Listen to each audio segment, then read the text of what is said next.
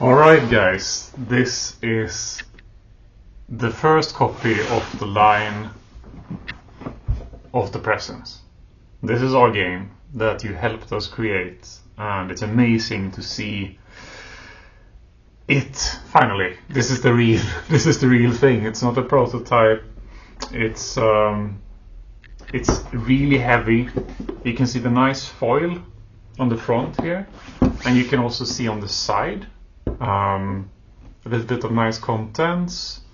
Foil, you can stack it like this, or you can choose to stack it like this if you want to on your nice Cavex IKEA shelves.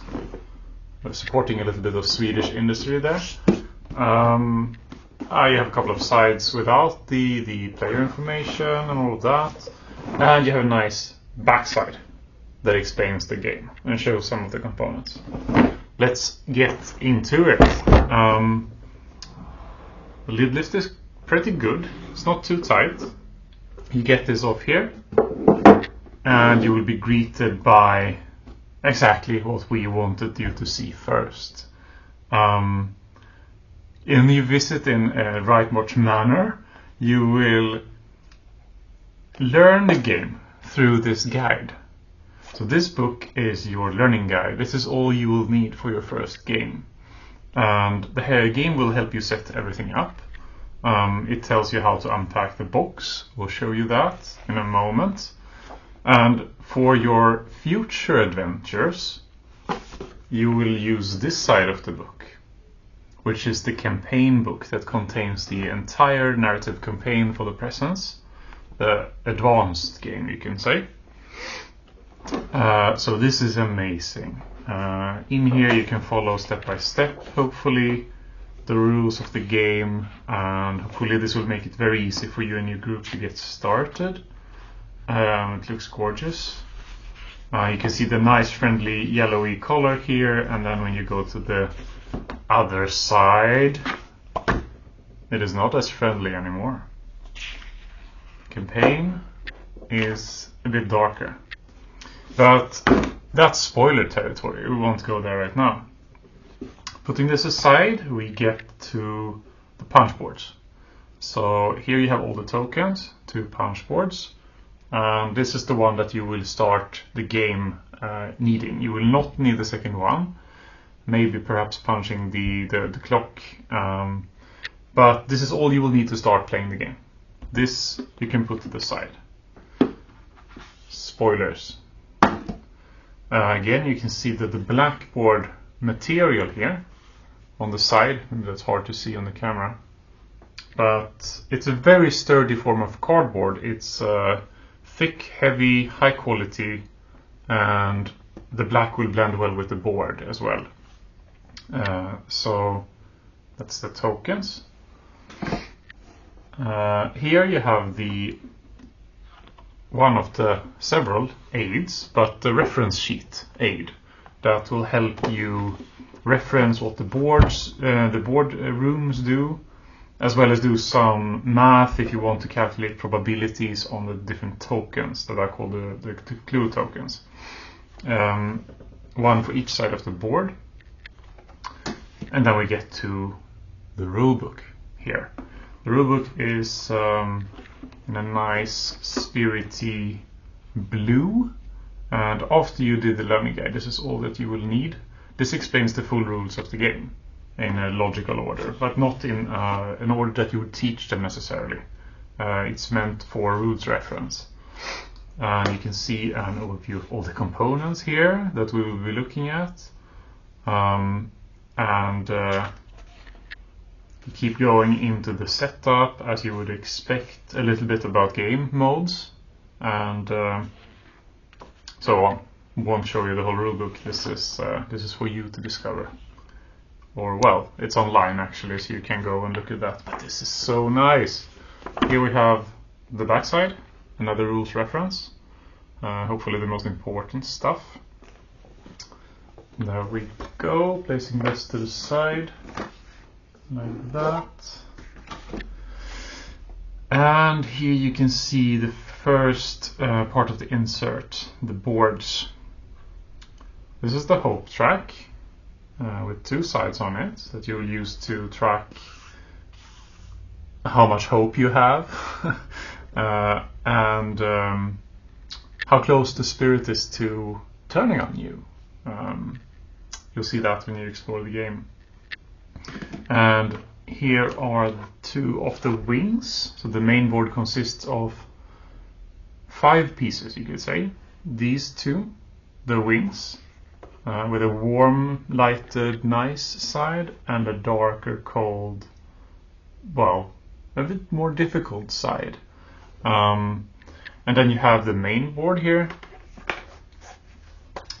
the cellar, and the hope track that I showed you. So you can see how nicely this fits into the insert as well. Oops, what was this? We'll look at that later. This is the main board ground floor. So you can see the rooms that are on the reference sheet. If you can't see them because you're upside down or whatever, you can use the reference sheet to understand what the rooms do.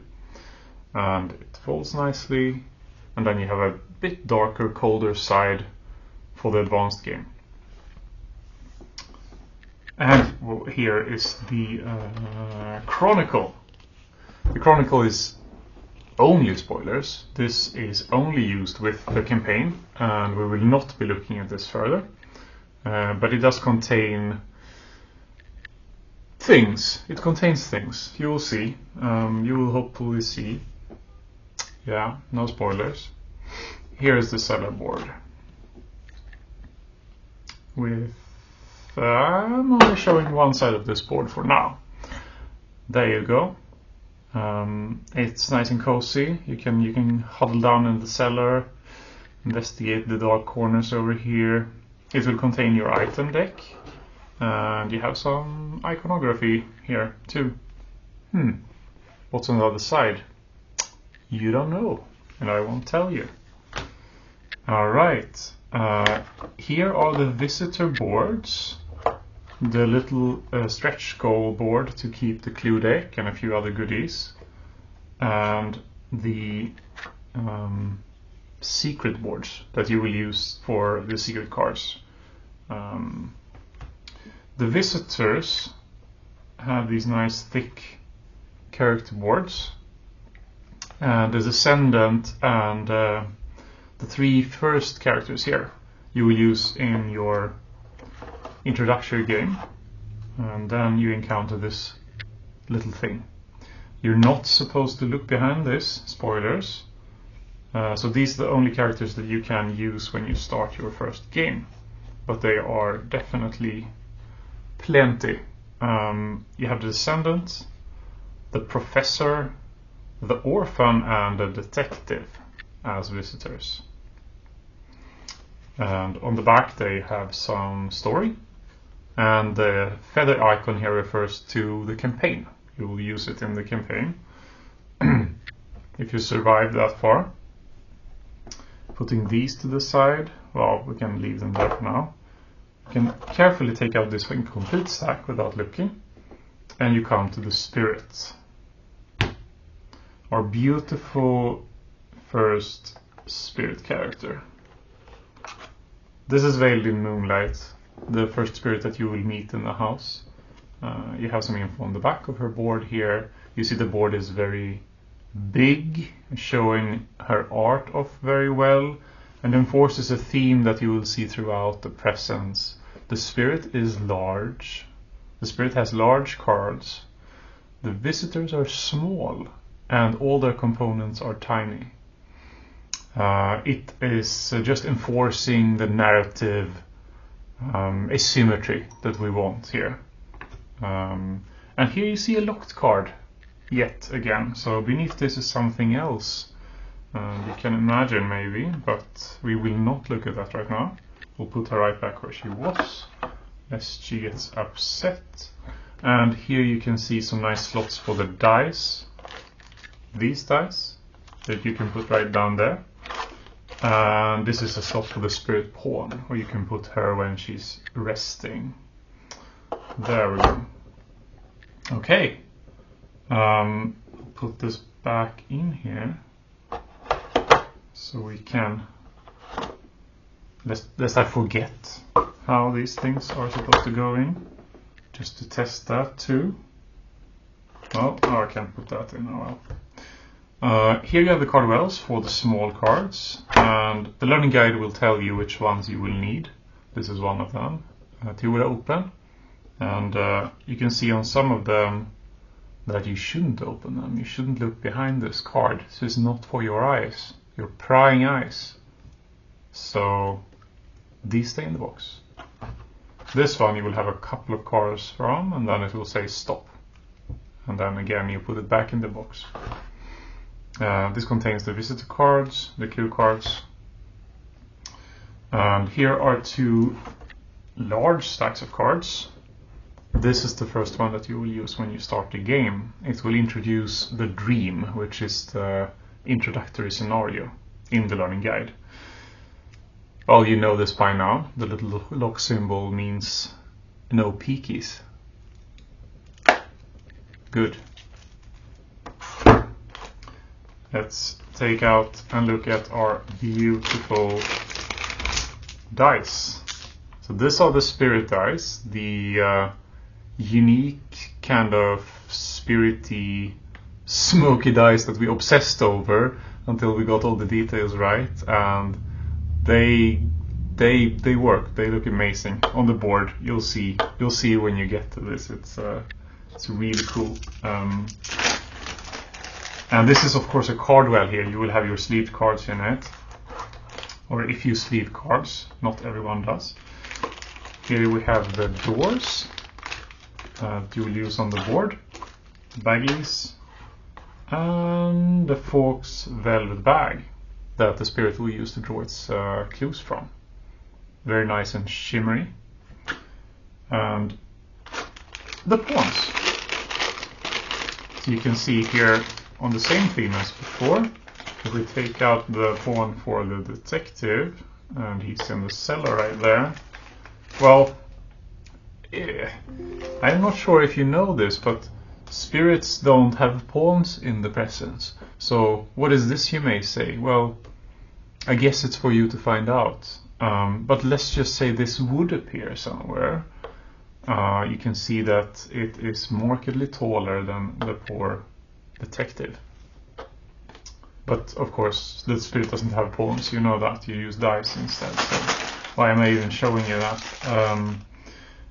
Nice. Alright. You can see the insert is all pretty nice. It's a bit dusty. This is just production dust. You can get it off. And this should fit all your sleeved cards. If you don't sleeve, you can use this card well for these. The dice should go down there, so you should have plenty of space. And these little things are for the turn dials. That is everything, guys. That's everything. And it's yeah, it looks good. What do you think? Please let us know. And know that you helped us get this far. So please stay patient. This will be at your doorstep, hopefully in a few months.